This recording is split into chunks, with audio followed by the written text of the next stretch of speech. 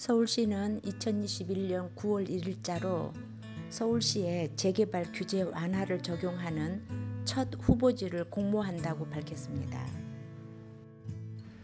규제 완화를 적용하는 첫 후보지 공모일은 9월 말쯤 공모일로 정한다고 합니다. 안녕하세요. 비전봄TV 비전부동산입니다.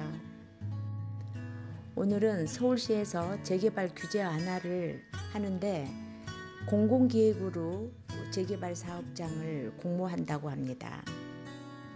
규제 완화로 인해서 공모하는 공모의 기준을 알아보겠습니다. 첫 번째로 재개발 구역 지정의 진입장벽으로 작용했던 주거정비지수제를 폐지합니다. 그리고 공공기획으로 전면 도입으로 정비구역 기간을 2년으로 단축한다고 합니다. 그리고 세 번째, 주민 동의율도 확인 단계를 간소화하고요.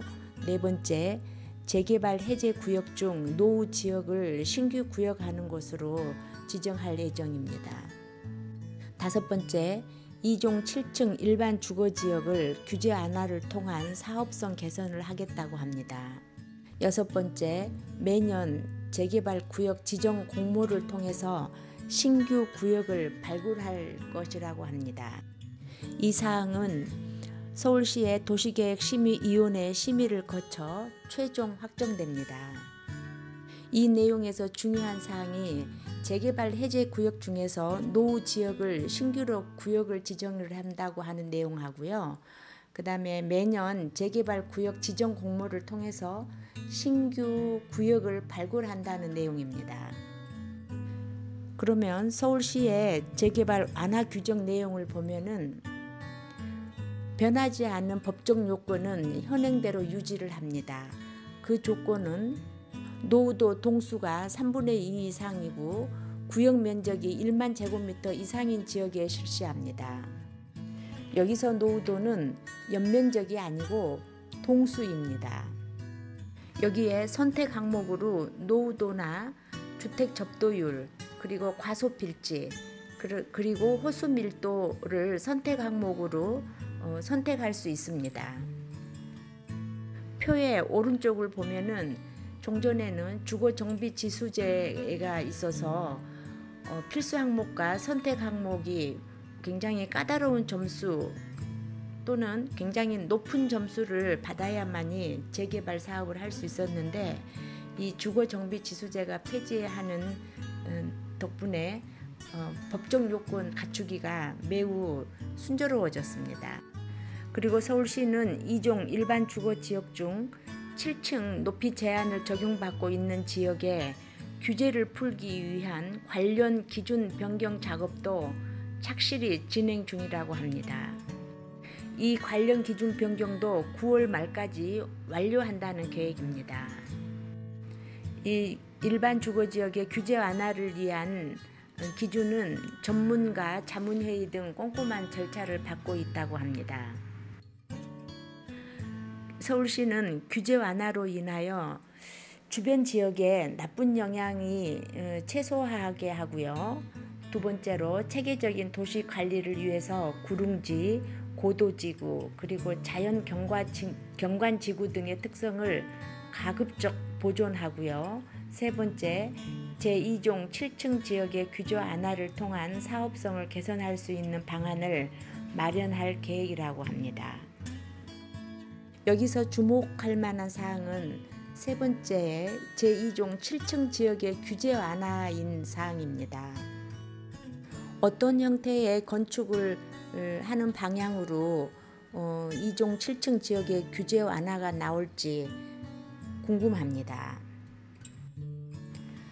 서울시는 공공기획을 전면적으로 도입해서 재개발 구역 지정을 기간 단축을 시킨다고 하는데 공공기획은 재개발을 하고자 하는 주민들이 제안서가 들어오면 자치구에서는 사전 검토를 진행하고요. 사전 검토에서 사전 검토가 충분히 이루어지면은 타당성 조사부터 정비계획 수립까지 공공에서 기획을 전면적으로 해준다고 합니다. 공공기획은 공공이 정비계획 수립까지를 기획해주는 것입니다. 이 공공기획은 기획과 정비계획까지를 서울시와 해당 자치구가 함께합니다. 이 기획기간과 정비구역 지정까지가 2년으로 단축된다고 합니다. 서울시는 지난번 5월에 공공기획안을 발표한 이후 노후된 지역에서 공공기획을 통한 민간 재개발에 관심이 높아지면서 일부 지역에서 자체적으로 공모 동의선을 진구하고 있다는 민원을 입수했습니다.